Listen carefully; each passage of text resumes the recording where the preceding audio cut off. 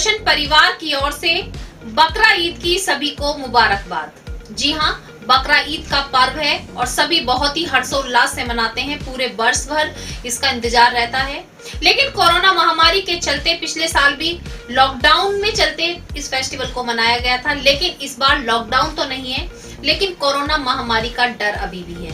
कुछ गाइडलाइन बनाई गई है जिसके नियमों के दायरे में रहकर इस बार बकरा ईद का फेस्टिवल मनाया जा रहा है। आज मैं आपको बताती चलूं, सभी के मन में बहुत सारे सवाल थे कि ईदगाह में नमाज होगी या नहीं होगी, कि किस तरीके से नमाज अदा की जाएगी, नमाज का क्या समय होगा, और हमारे पास भी कॉल आई कि सरकार के क्या आदेश हैं। कई कॉल सुबह से इस चीज के लिए आए कि सरकार द्वारा क्या आदेश दिए गए हैं, किस तरीके से नमाज अदा की जाएगी। उन्हीं सभी चीजों की जानकारी लेने के लिए मेरठ दर्शन का हमेशा प्रयास रहता है कि आप तक पूरी सच्चाई पहुंचाए। उन्हीं सभी चीजों की जानकारी आप तक पहुंचाने के लिए आज जो है मेरठ दर्शन की टीम शहर काजी जनरल राशिदुद्दीन के पास पहुंची और उनसे सारी जानकारी ली। मैं आगे आपको खबर में दिखाऊंगी। हमारा प्रयास हमेशा यही रहता है कि आपको घर बैठे मेरठ में क्या चल रहा है, किस तरीके से फेस्टिवल्स को मनाया जा रहा है, किस तरीके से तैयारियां की जा रही हैं, सब चीज की जानकारी आप तक पहुंचाएं। मेरठ दर्शन एक बार फिर से बकरा ईद की सभी को मुबारकबाद देता है और यही अपील करता है कि कोई भी फेस्टिवल हो, बकरा ईद का फेस्टिवल हो या कोई भी फेस्टिवल हो, सभी प्रेम से मिलकर मनाएं। कोई भी ऐसा कार्य ना करें जो किसी को अप्रिय लगे। MD paramedical and hotel management institute Bharat सरकार द्वारा मान्यता प्राप्त। छात्र छात्राओं के उज्जवल भविष्य के लिए paramedical diploma degree certificate course, hotel management diploma degree course प्रवेश प्रारंभ। Shraddhapuri, Kankarkhera, Meerut. MD paramedical and hotel management institute लाया है एक ही छत के नीचे छात्र छात्राओं का उज्जवल भविष्य। Hotel management diploma degree course व nursing, dental, fast aid, lab, OT, x ray diploma degree course. Shraddhapuri, Kankarkhera, Meerut. 9760141320। आज के समाचारों के प्रायोजक हैं खेमचंद पहलवान, पूर्व सदस्य Uttar Pradesh Congress committee, Arvind Kumar Gupta, Marwari Bhoj, metro plaza, Delhi road, Meerut, doctor Beena Rani Agrawal, समाज सेविका। अब नजर डालते हैं आज की हेडलाइंस पर, जिसके प्रायोजक हैं zoom digital movie world. Corona का घट रहा है तेजी से आंकड़ा, मरने वालों की संख्या पर लगी रोक, एक्टिव केस भी हो रहे हैं दिन प्रतिदिन कम। बकरा ईद की नमाज भी नहीं होगी शाही ईदगाह में अदा। मेरठ दर्शन की टीम ने शहर काजी जनरल राशिदुद्दीन से जाना नमाज का समय व किस तरीके से रहेंगी तैयारियां। शहर काजी ने नियमों का पालन करते हुए पर्व को हर्षोल्लास के साथ मनाने की सभी से अपील। बकरा ईद की खरीदारी को लेकर बाजारों में उमड़ी भीड़, आई रौनक, लेकिन सभी भूले कोरोना के नियम। मास्क और सोशल डिस्टेंसिंग नहीं आई दूर दूर तक नजर।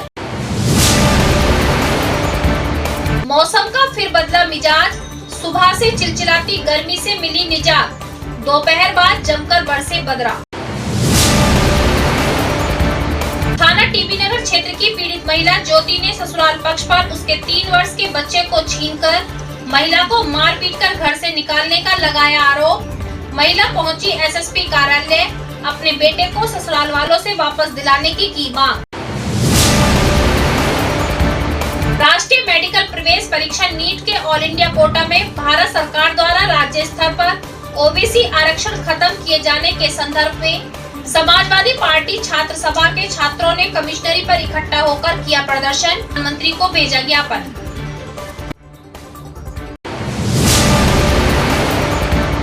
उत्तर प्रदेश के मुख्यमंत्री योगी आदित्यनाथ द्वारा जनसंख्या समाधान के लिए बनाए गए कानून में संशोधन कराने के लिए आज जनसंख्या समाधान फाउंडेशन के कार्यकर्ताओं ने जिलाधिकारी कार्यालय पहुंचकर हम दो हमारे दो कानून लागू करने के लिए मुख्यमंत्री को भेजा ज्ञापन। राष्ट्रवादी मोर्चा के राष्ट्रीय अध्यक्ष गणेश पाल के नेतृत्व में कार्यकर्ताओं द्वारा थाना सिविल लाइन क्षेत्र चौधरी चरण सिंह पार्क पर अपनी मांगों को लेकर किया गया धरना प्रदर्शन। थाना सिविल लाइन क्षेत्र बेगमबाग का रहने वाला पीड़ित भगत भास्कर पहुंचा एसएसपी कार्यालय। ब्याज पर पैसा देने वाले मोनू सरदार द्वारा झूठे केस में फंसाने व जान से मारने की धमकी से डरा पीड़ित मांग रहा इंसाफ। पंचायत दौराला आदर्श नगर द्वारा सरकार की नीतियों को किया जा रहा है तार-तार। पौधा रोपण के लिए आए पौधे पड़े पड़े रहे सूख। व जगह जगह पर किया जाने वाला पौधारोपण केवल बना फोटो खिंचवाकर प्रशंसा पाने का माध्यम। जनपद संबल चंदौसी ग्राम दियोरा खास में मां बगिया देवी के मंदिर में श्रद्धालुओं ने बच्चों की सुख समृद्धि की कामना से लगाई जात व देवी मां से की प्रार्थना। अब खबरें विस्तार से। बकरा ईद का पर्व बहुत बड़ा पर्व होता है और सभी इसे बहुत ही हर्षोल्लास के साथ मनाते हैं, लेकिन किस तरीके से मनाएं? जिस तरीके से सभी जानते हैं कोरोना महामारी का प्रकोप फैला हुआ है। पिछले वर्ष जो है बकरा ईद का पर्व लॉकडाउन में पड़ा था और सभी ने बिल्कुल घरों में कैद होकर इस पर्व को मनाया था। लेकिन इस बार कह सकते हैं कि ये तो गनीमत है कि इस बार लॉकडाउन नहीं है, लेकिन फिर भी नियमों का पालन करना बहुत जरूरी है। उन्हीं सभी चीजों की जानकारी लेने के लिए आज मैं खुद पहुंची शहर काजी जैनुल राशिदुद्दीन के पास और उनसे सारी जानकारी ली कि किस तरीके से नमाज अदा होगी, नमाज का क्या समय होगा और किस तरीके से उन्होंने सभी शहरवासियों से अपील भी की है कि बकरा ईद का पर्व हर्षोल्लास के साथ मनाएं, खुशियों के साथ मनाएं, खुशियां बांटें, प्रेम बांटें, लेकिन आपसी प्रेम को बनाए रखें। और सारी तैयारियां किस तरीके से की जा रही हैं, किस तरीके से नमाज पढ़ी जाएगी, उन सभी चीजों की जानकारी मैं आप तक दिखाती हूँ। देखिए कि शहर काजी ने क्या कहा। बकरा ईद का बहुत बड़ा पर्व है और सभी इसे बहुत ही हर्षोल्लास के साथ मनाते हैं, लेकिन कोरोना महामारी का प्रकोप चल रहा है। जिस तरीके से अभी कोरोना महामारी के समय में लॉकडाउन लगा हुआ था, उसके बाद अब बात करते हैं। आज हम आए हुए हैं शहर काजी जैनुल राशिदुद्दीन के पास और उनसे बात करते हैं कि इस बार किस तरीके से बकरा ईद का पर्व मनाया जाएगा। जैसे पिछले 2-3 बार से हो रहा है कि ईदगाह में नमाज नहीं पढ़ी जा रही है और सरकार द्वारा भी कुछ गाइडलाइन दी जाती है हर फेस्टिवल को मनाने के लिए। तो हम बात करेंगे कि इस बार जो बकरा ईद पर क्या गाइडलाइन है और किस तरीके से वो अपील कर रहे हैं कि सभी बकरा ईद के पर्व को मनाएं। आपका बहुत बहुत स्वागत है। किस तरीके से बकरा ईद का पर्व है और बड़ा पर्व होता है, कुर्बानी दी जाती है। सबसे पहले बताइए कि कुर्बानी क्या खुले में ना दें, इस तरीके से थोड़ा सा सभी के लिए आप क्या करेंगे? मैं काजी नायब शहर काजी अध्यक्ष जमगलवा शहर में रहता। मैं बकरा ईद का त्यौहार 21 तारीख से शुरू हो रहा है, जो 3 दिन तक चलेगा, 21, 22, 23 और तीनों दिन कुर्बानियाँ होती हैं। ये क्योंकि सुन्नत इब्राहिमी है और सुन्नत इब्राहिमी का मतलब है कि हमारे पैगम्बर हज़रत इब्राहिम अलैहिस्सलाम को अल्लाह ताला ने ख्वाब के अंदर ये हुक्म दिया था कि वो अपने बेटे इब्राहिम को कुर्बानी करें। तो उन्होंने उस कुर्बानी को पूरा करते हुए अपने बेटे इब्राहिम से इस्माइल से कहा था कि मुझे हुक्म हुआ है कि मैं तुमको कुर्बान करूँ, तुम्हारी क्या राय है? हज़रत इस्माइल ने साफ कहा कि अगर अल्लाह का हुक्म है तो मुझे कोई एतराज़ नहीं है, ठीक है, कुर्बानी की जाए। और उन्होंने अल्लाह के हुक्म की तामील करते हुए हज़रत इस्माइल की कुर्बानी के लिए उनको लिटाया और छुरी उनके गर्दन पर पड़ी। तो उससे पहले ही अल्लाह ताला का हुक्म हो गया कि इम्तहान में कामयाब हो गए और अब हमारे बेटे की कुर्बानी की बजाय आज से बकरा है, मुर्गा है, इस तरह के जो जानवर हैं सभी तो जब से इस सिलसिला चल रहा है। जहाँ तक इस वक्त कोरोना काल का मामला है, कोरोना काल जैसे चल रहा है, तो ईदगाह में नमाज पढ़ने के लिए क्या करते हैं? कोरोना काल की वजह से देखिए पिछले साल भी ईदगाह के अंदर नमाज नहीं हुई और लोगों ने घरों के अंदर नमाज अदा करी और कुछ मस्जिदों में अदा करी। इस साल भी क्योंकि शासन का जो आदेश आया है और कोरोना के अंदर बहुत बड़ी तादाद के अंदर लोग जो है अल्लाह को प्यारे हो गए और डॉक्टर हैं, वकील हैं, इंजीनियर हैं और बड़े बड़े साहबी, अलीगढ़ यूनिवर्सिटी के तकरीबन 55 प्रोफेसर हिंदू मुस्लिम ये सब इस कोरोना काल के अंदर चले गए। हिंदुस्तान के बड़े बड़े आलिम, बड़े बड़े साहबी ये कोरोना काल के अंदर इस बीमारी से मुतासर हुए थे। उसी का ख्याल करते हुए हम हुकूमत की तरफ से क्योंकि जो आदेश है, जो हुक्म है कि कोरोना का ख्याल रखें। हम कितने लोग पढ़ेंगे मस्जिद में? तो अब जो उनका गाइडलाइन आई है, गाइडलाइन के हिसाब से हमको सबसे 50 आदमियों को मस्जिदों में नमाज़ें पढ़ने की इजाज़त दी गई है। अच्छा, जो बाकी लोग रह जाएंगे वो कैसे पढ़ेंगे? उसके लिए हमने एक तरीका किया है।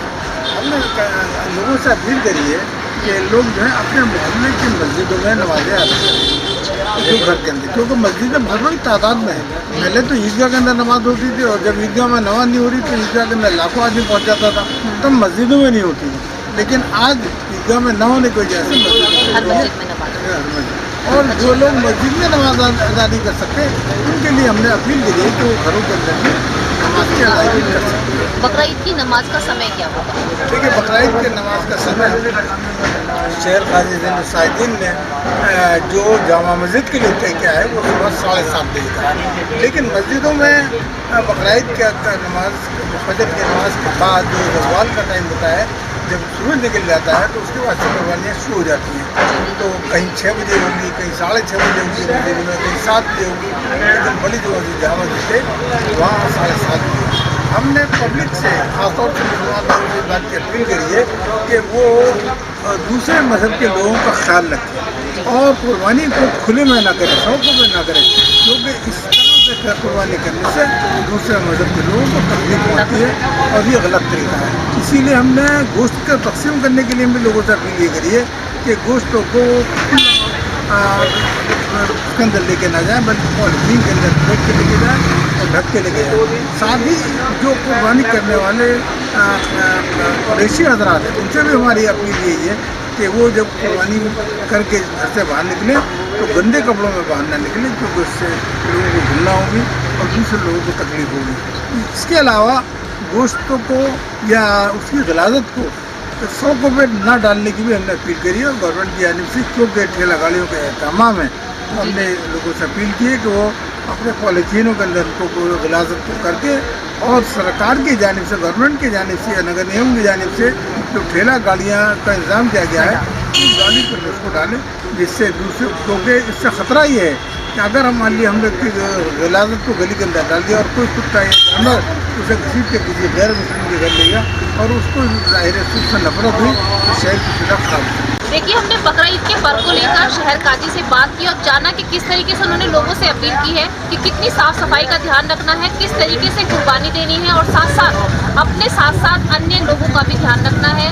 और नगर निगम की गाड़ियां आएंगी उसमें इस तरीके से जो गंदगी होगी उसको डालना होगा। दूसरा, जो नमाज पढ़ी जाएगी ईदगाह में नहीं पढ़ी जाएगी, हर जगह जो है मस्जिदों में नमाज पढ़ी जाएगी और 50 लोगों की अनुमति सरकार द्वारा दी गई है, उसी अनुमति को मानते हुए सभी नमाज पढ़ेंगे। मैं कैमरामैन मनोज के साथ मेरठ दर्शन से निशा। फेस्टिवल कोई भी हो, बाजारों में रौनक आ जाती है। बकरा ईद के पर्व पर भी बाजारों में रौनक छाई हुई है। मार्केट में इतनी भीड़ है कि शॉपिंग करती हुई महिलाएं काफी नजर आ रही हैं। महिलाओं का कहना, मैंने केवल इसलिए कहा कि पुरुष भी शॉपिंग कर रहे हैं, लेकिन महिलाएं कुछ ज्यादा नजर आ रही हैं। मीना बाजार की अगर बात करें तो घंटाघर के पास मीना बाजार में महिलाओं की काफी भीड़ थी। सभी काफी खुश होकर शॉपिंग कर रही थी कि अपना पर्व बनाना है, खुशियां बांटनी है।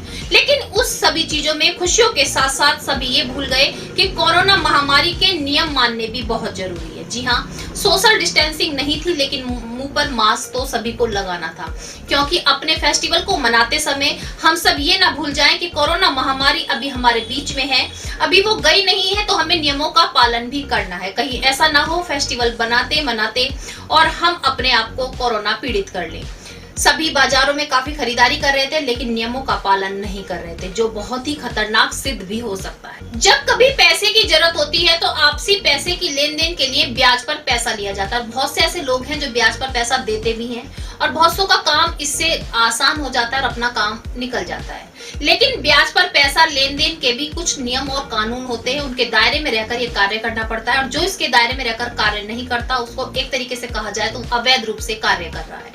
आज ऐसी ही घटना सामने आई बेगम बाग मस्जिद वाली गली से। मैं आपको बताती चलूं, एक सोनू सरदार नाम का व्यक्ति ब्याज पर पैसे दिया करता था, उसके साथ काम करता था भगत भास्कर। जी हाँ, भगत भास्कर ने किसी कारणवश से मोनू सरदार के पास से नौकरी छोड़ दी और अब वो दूसरी जगह नौकरी करना चाहता है, लेकिन मोनू नाम का जो व्यक्ति है वो उसको कहीं भी नौकरी नहीं करने दे रहा, साथ साथ उसको मानसिक और आर्थिक रूप से उत्पीड़न दे रहा है, जिसकी फरियाद लेकर आज भगत भास्कर एसएसपी कार्यालय पहुंचा और उसने अपनी जान की सुरक्षा के लिए कार्रवाई की मांग की और कहा कि उसको मोनू सरदार से जान की सुरक्षा दिलवाई जाए, क्योंकि ना तो वो उस व्यक्ति को कहीं कार्य करने दे रहा है और फोन पर धमकी भी देता है, जबकि भगत भास्कर के पास उसकी रिकॉर्डिंग भी है और ऐसे सबूत भी हैं जो वो दिखा सकता है। लेकिन उसके बाद भी बार बार कहने के बाद भी उसको काफी परेशान किया जा रहा है। अब वो इतना डर चुका है कि पुलिस से प्रोटेक्शन मांग रहा है। मेरा मानसिक और मेरा पीड़न किया जा रहा है। मेरे को जाति सूचक सब बोले जा रहे हैं। कौन लोग हैं, कौन कर रहा है? मैं नौकरी करता था सतवंत सिंह गांधी के यहाँ, मोनू सरदार के यहाँ, बेगम बाग में।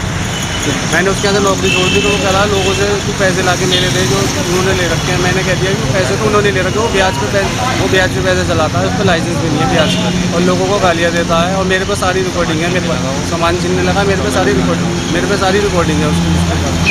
अब क्या चाहते हैं आप? मेरे को तो न्याय मिलना चाहिए और काम करने की आज़ादी मिलनी चाहिए। मेरे को काम नहीं करने दे रहा कहीं काम नहीं करने दे रहा। क्या कहता है? देखिए जान से मार दूंगा। जिस तरीके से दोपहर से चिलचिलाती गर्मी थी, दोपहर के बाद मौसम ने फिर से करवट ली, फिर से तेज बारिश हुई और फिर से सभी ने राहत की सांस ली। लेकिन नगर निगम की पोल बार बार खुल रही है। थोड़ी सी बारिश से ही मेरठ शहर की पूरी सड़कों पे जलभराव हो जाता है। जलभराव के कारण सभी को काफी समस्याओं का सामना करना पड़ता है। नगर निगम को इस ओर ध्यान देना चाहिए, क्योंकि इस जलभराव के कारण कोई न कोई बड़ा हादसा हो सकता है।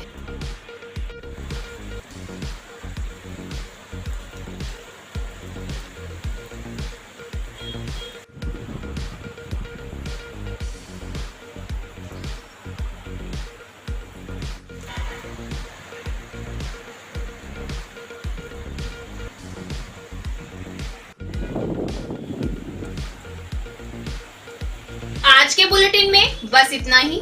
तेज और ताजा खबरें जानने के लिए देखते रहिए मेरठ दर्शन। यदि आप भी हमारे साथ जुड़ना चाहते हैं तो नीचे दिए गए नंबर पर संपर्क करें और सब्सक्राइब करें MD न्यूज।